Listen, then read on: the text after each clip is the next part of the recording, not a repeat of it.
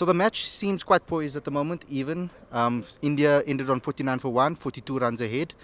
But it was really Amla who really gritted through today and really batted really well amongst his tail, carrying his tail throughout the innings to get South Africa to a lead of 7 runs before India came into bat. So it has been quite a difficult day for batting, a great day for bowling. I mean, in the press conference they spoke about it's black coffee for the batsmen and champagne for the bowlers. So, well, Abla obviously spoke about it being cool drink and with a little bit of ice. So, it's been quite a difficult day. India's day. Maybe because the series has been wrapped up. Yeah. I don't think South Africa were good today. I don't think they bowled well in the last session, and we'll talk about that. Yeah. I don't think they batted very well. Yes, India bowled very well. Burma, his first five wicket haul, so well done with his strange action. He manages to hoop it in. Yeah, he has like this little hop when he and gets it. he kind of runs like that. And the ball goes there. Kumar hooping in, but not great from South Africa. I thought yes, you're right. Amla gritted through, Yeah. but he was lucky. Two reviews that went his way. It's quite a soft dismissal caught at deep square. Here you go, deep square one, see if you can catch a sitter. Yeah. Five shouldering arms getting bowled out, not for the first time in his career. AB de Villiers being set up, away swinger, then And just completely missed it. and he's, you know, and it's not like he was driving to cover. He was still driving to mid off. So I don't want to hear that he was bamboozled. That was an expansive shot on a pitch that was difficult. Not good from South Africa. You definitely want to be in the Indian camp now. It actually really bothers me because our tail enders were batting better than our batsmen. Yeah, Philander got 30. Rabada was fantastic. I thought that. Kakisa Rabada, that was a top innings and under difficult circumstances. Really impressive.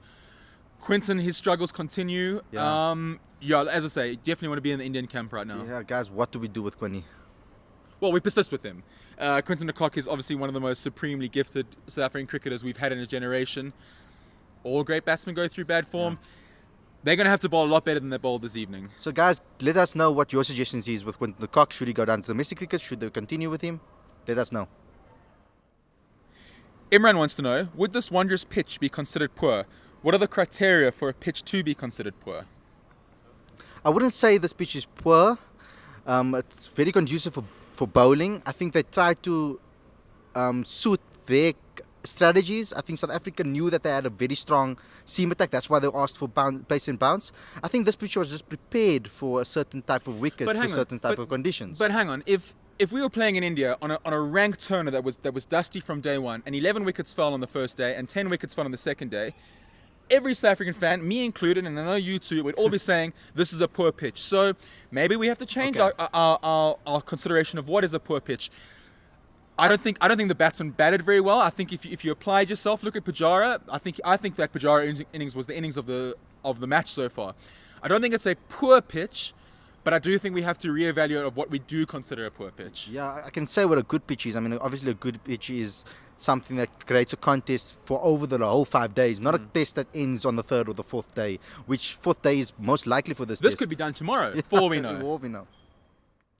Craig wants to know, is the disparity between ODI and test wickets causing test batsmen to struggle to build up big innings on tougher wickets? Yeah, I think it's a good question, and I think the answer is probably yes. This is not an ODI wicket. This is not a T20 wicket where you can just throw your hands in. It seemed around a bit, but I got to reiterate, I don't think this was an unplayable wicket. I just don't think the batsman batted very well. Yeah. Yes, the bowlers bowl well, but that's Test cricket. I don't want to see Chris Gale or Brendan McCullum walk out here and score 500 runs in a session. Sorry, the lights went out, but you're still with us. That's just how it goes. Test cricket is supposed to be difficult. So, Craig, to answer your question, yes, I think that batsmen have filled their boots on helpful wickets, and then when they come to a wicket like this with the red ball, when it's swinging, when it's seaming, I don't think they're up to it. Yeah, in Test cricket, batsmen have to adapt to whatever conditions they play in. Whether they're playing on a spinning wicket, whether they're playing on a fast-paced wicket, whether they're playing on a wicket that has a lot of runs in it, they have to play in every format. That is just what Test cricket's about. Jean-Andre wants to know, what do you guys think of South Africa's bowling in that final session? Why did we struggle to take wickets on that pitch? I think the bowling was terrible in the last few sessions. I mean, what I picked up from the media box is that a lot of our bowlers were bowling away from the batsman. I mean, the ones that were successful, when India was bowling successfully, was that in-swingers. Making them play. Yeah. We weren't making any of the batsmen play once. I mean, the VJ could just stand there and let balls go past him. And I thought they struggled with their lengths. I thought they were way too short. You know what? And we were talking about this in the press box. It really seemed like the South African bowlers just thought, you know what, I'll just land on a good length, and well, the pitch is helping, so we'll just land on a good length, and something will happen. No, I'm sorry, I didn't think they were full enough. And when they did go full, they were way too full.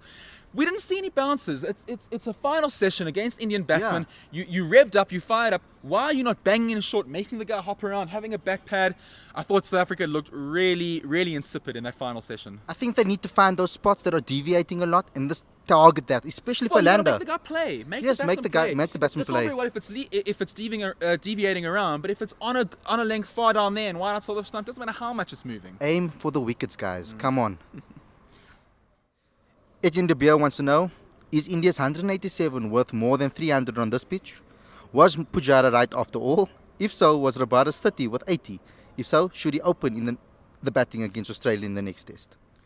Yes, I think Pujara was right. 187 was about 300.